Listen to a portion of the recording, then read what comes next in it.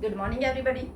हमारी जो सीरीज चल रही थी हड़प्पा सभ्यता, उसको आगे बढ़ाने से पहले चैनल को सब्सक्राइब एंड शेयर कर दीजिए ताकि ये वीडियो आपको कंटिन्यू मिलती रही।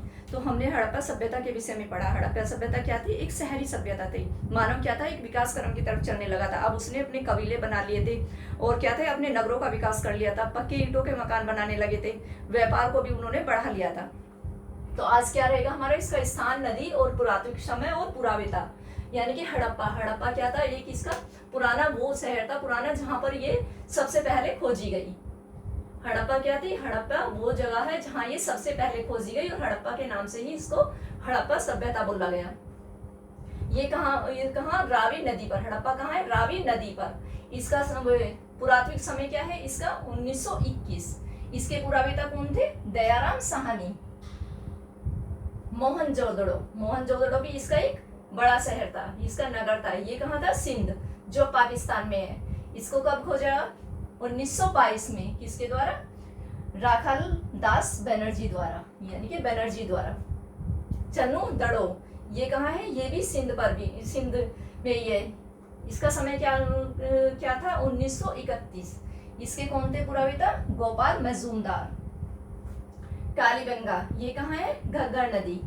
कालीबंगा में क्या है? हमें जुते हुए खेत भी मिले हैं और हमें ये काली चूड़ियां भी प्राप्त हुई हैं। ऐसे कालीबंगा घग्गर नदी पर है, राजस्थान में। 1952 में इसको खोजा गया अमलानंद व बीबी लाल द्वारा। कोट दीजी, ये कहाँ है? सिंध नदी पर। 1953 में इसे किसके द्वारा खोजा गया? फजल अहमद द्वारा। रंगपुरा कहाँ है? भादर। 1956 में इसको खोजा गया। 1956 में SR राव द्वारा। रोपड़ कहाँ है? सतलज नदी पर। 1955 में इसको खोजा गया बीबी लाल व यगदत्त शर्मा द्वारा। लोथर कहाँ है? भोगवा। इसको कब खोजा गया? 1962 में इसको खोजा गया SR राव द्वारा। आलमगीरपुर हिंडन कहाँ है? ये हिंडन नदी पर। इसको 1958 में यगदत्त शर्मा द्वारा इसको खोजा गया।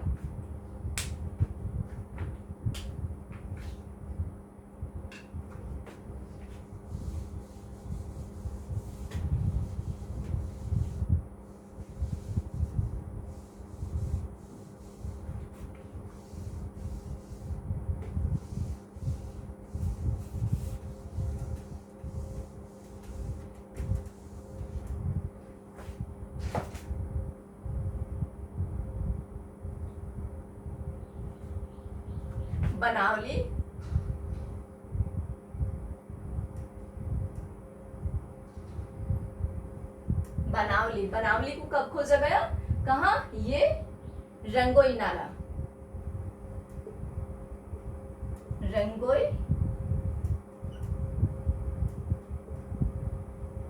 कौन सी जगह थी इसकी? रंगोई नाला। 1974 में इसको किसके द्वारा खोजा गया? RS विशिष्ट द्वारा।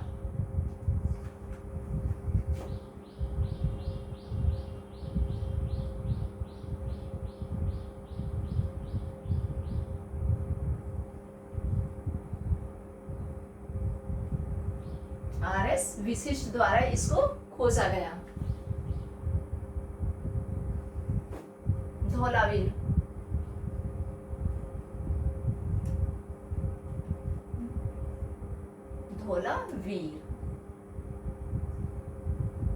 इसको कब खोजा गया? मनसर नाला।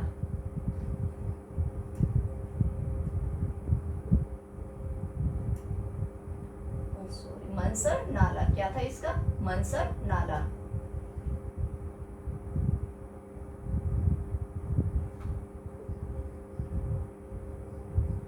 मनसर नाला इसको कब खोजा गया? 1990 में RS विशिष्ट द्वारा। इनको भी इन्हीं के द्वारा खोजा गया।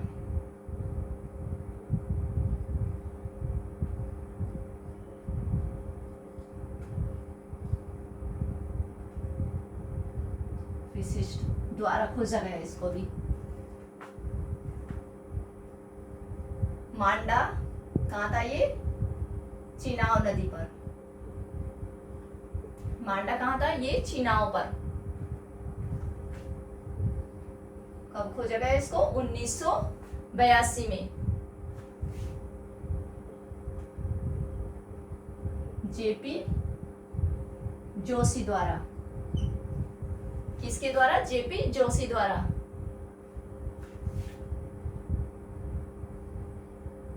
जेपी जोशी द्वारा इसको खोजा गया। दैमाबाद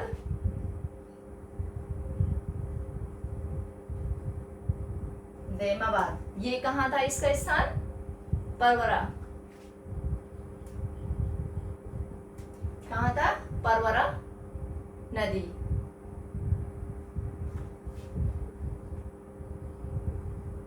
1958 में। एम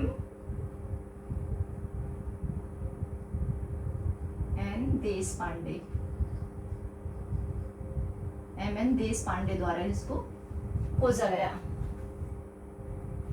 सुत्का गेटो।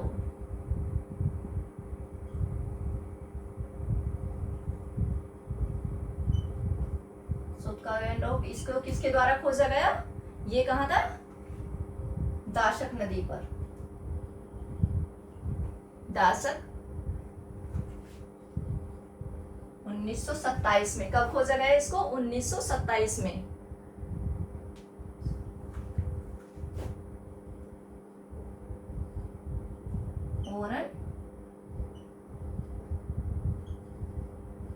ओरन स्टाइक द्वारा खरीदा करा गया इसको।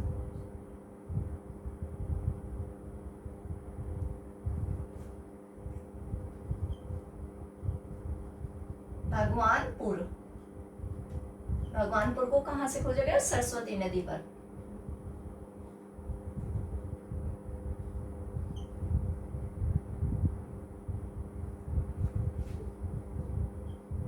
उन्नीस सौ 75 में जेपी जोशी द्वारा।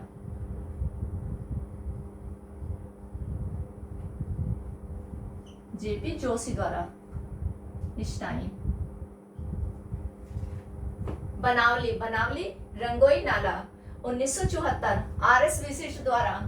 धौलावीर मनसर नाला 1996 भी है। 1990 आरएस विशिष्ट द्वारा। मांडा चिनाव 1982 जेपी जोशी द्वारा।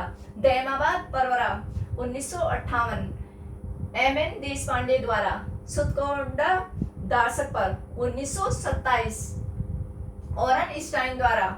भगवानपुर सरस्वती नदी पर 1975 जेपी जोशी द्वारा। तो इनको कब कब और कौन कौन से स्थान से ढूंढ निकाला गया और कौन इसके खोज करता थे, ये चीजें आपने पढ़ ली हैं अब इसमें।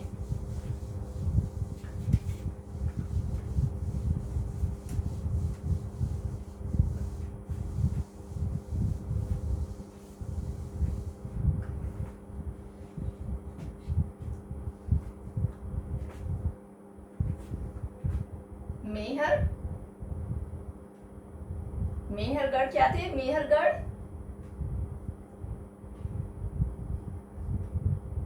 और रहमान। मेहरगढ़ और रहमान देरी क्या थे? एक सीमांत गांव थे। ये एक यानी कि इसमें गांव भी थे, सीमांत गांव थे जो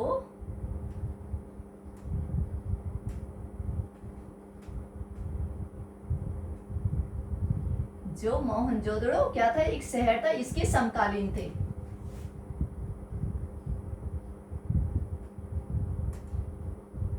मोहनजोदड़ो क्या था? एक शहर था, ये इसके समकालीन थे।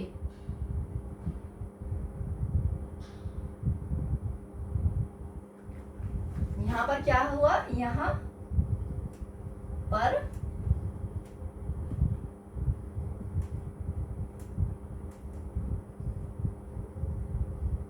कबीलाई सत्ता देखने में आई। यानी कि अब ये कबीले भी बनाने लगे थे। क्या? धीरे धीरे कबीले भी बनने लगे थे।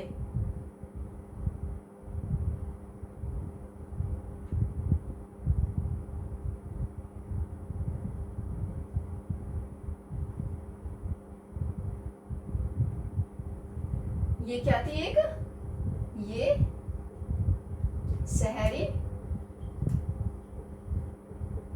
शहरी सभ्यता थी, लेकिन कहीं कहीं गांव और कबीलों का भी मिलता है देखने को। इनका व्यापार कहाँ होता था? नदियों और समुद्रों के रास्ते इनका व्यापार होता था। कहां पर? नदियों के और समुद्रों के रास्ते इनका व्यापार होता था।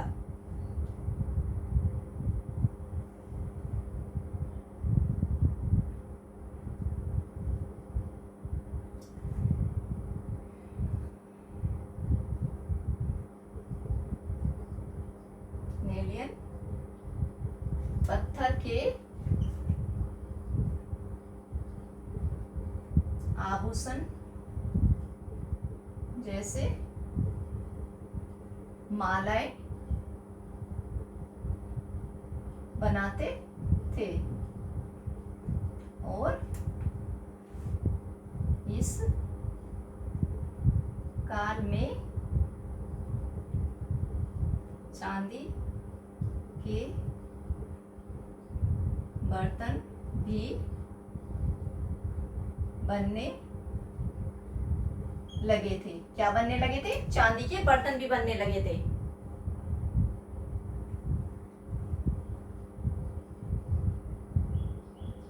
राजस्थान के खेतड़ी से तांबा आता था। क्या आता था? राजस्थान के खेतड़ी से तांबा आता था।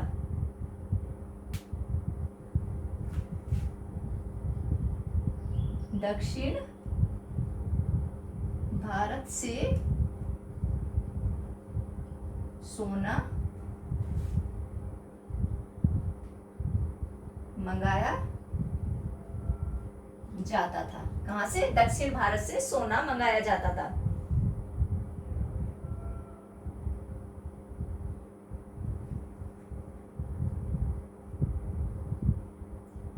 लोथड़ से फारस की मोहर और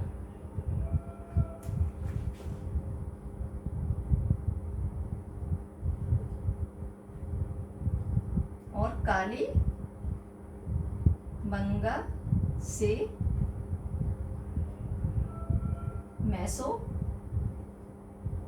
मेसोपोटामिया की मोहर प्राप्त हुई है।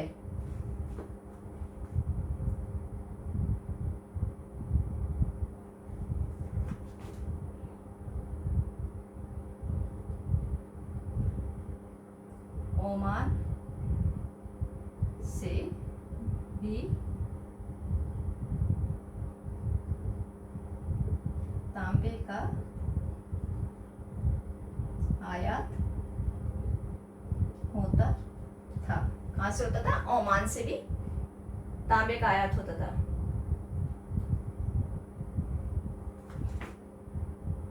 ये दाएं से बाएं और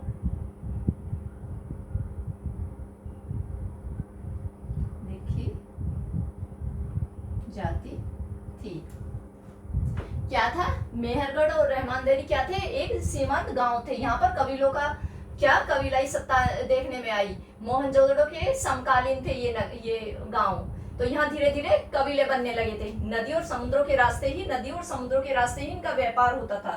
कॉर्नेलिन एक पत्थर था जिससे विशेष प्रकार के आभूषण मालाएं बनाते थे और उन पर क्या रंग भी भरते थे, रंगों को भी उकारा जाता था उन पर। इस काल में चांदी के बर्तन भी बनने लगे थे। क्या? चांदी के बर्तन, यानी कि सोने और चांदी का भी उपयोग होने लगा था। राजस्थान के खेतड़ी से क्या मंगाया जाता था? तांबा। ओमान से भी तांबे का आयात होता था। दक्षिण भारत से क्या आता था? सोना।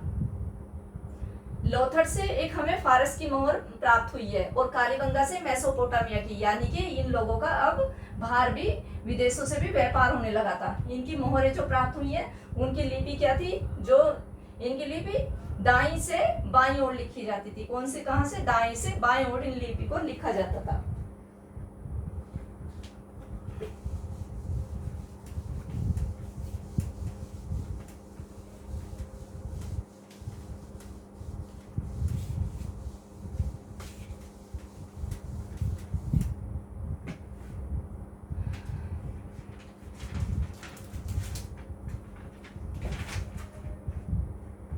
कच्छ से क्या मिलता था?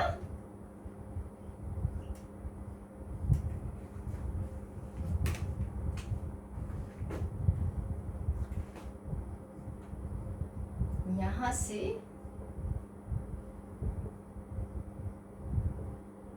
बाजरा होने के प्रमाण मिलते हैं। कच्छ से क्या मिलता है? यहाँ बाजरे की खेती उगाई होती थी।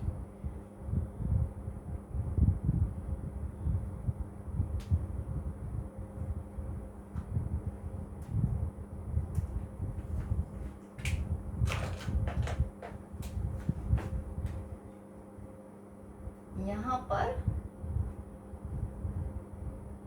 कोई बारहमासी नदी नहीं थी। कच्छ में क्या थी? बारहमासी कोई नदी नहीं थी, तो यहाँ पे बाजरा आराम से उग जाता था क्योंकि बाजरे को पानी की कम जरूरत होती थी।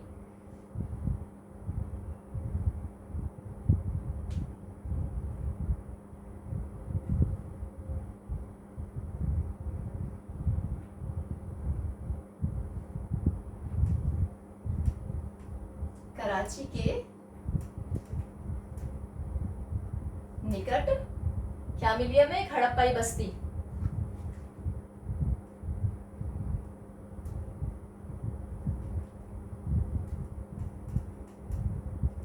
हड़प्पाई बस्ती, क्या नाम था उसका?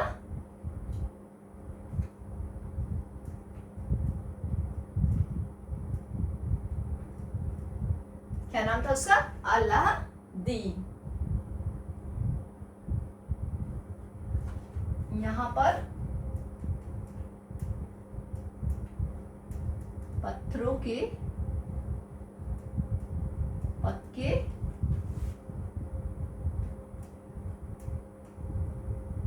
कुएं थे। क्या थे? यहाँ पत्थरों के पक्के कुएं थे। और मोहनजोदड़ो में भी क्या थे? इनमें भी कुएं थे।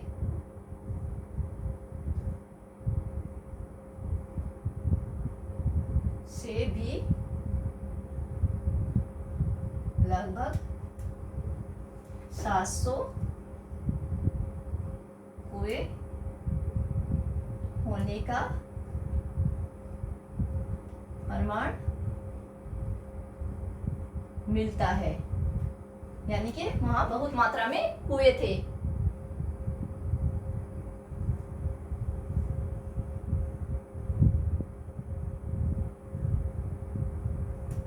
सौराष्ट्र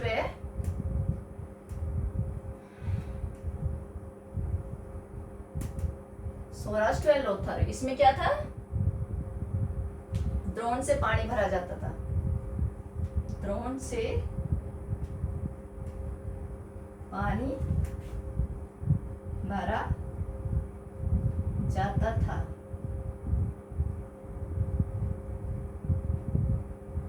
तालाबों में पानी इकट्ठा करके शहरों को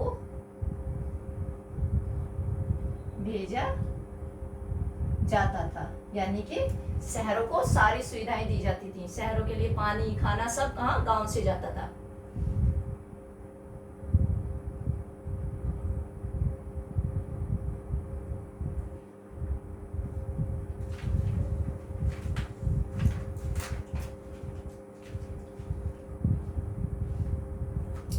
इनके कुछ बाट थे, इनके क्या थे, कुछ बाट, माप की इकाई थी इनकी। माप की इकाई क्या थी, 16 गुना।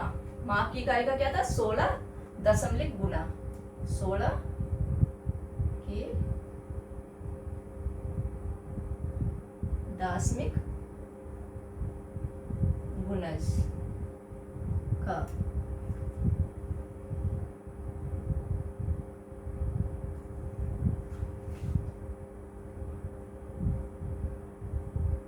दशमलव प्रणाली थी। क्या थी, दशमलव प्रणाली, यानी कि 16 का गुणज था। बाट कौन कौन से होते थे इनके, 1 2 4, 4 के बाद 8, 4 के बाद 8 हुआ,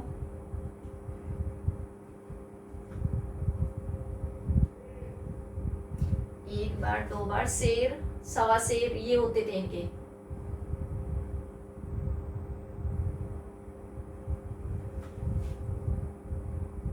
सौ गुना 4, 16 गुना 8, कौन से होते थे, 16 का गुणज होता था, यानी कि 1 शेर 2 शेर 4 शेर 8 शेर, ये सारी चीजें होती थी।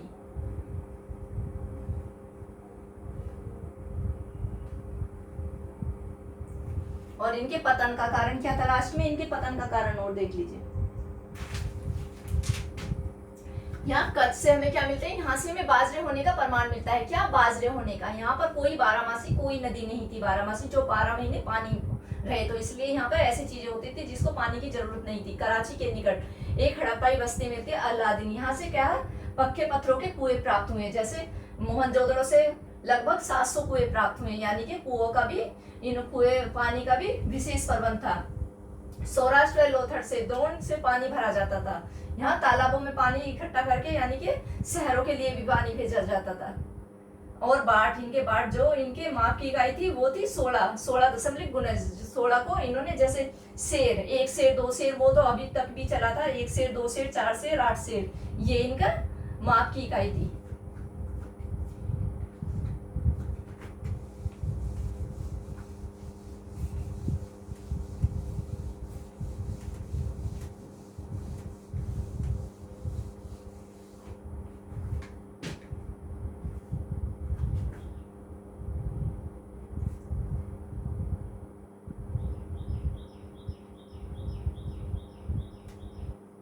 लगभग 1800 ईसा पूर्व इसका पतन होने लगा था। पतन कैसे हुआ इसका, अभी इसका सही से कुछ पता नहीं।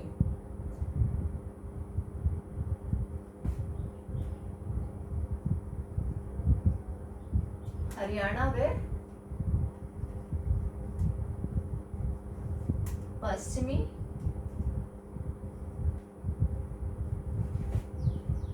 उत्तर भारत में कुछ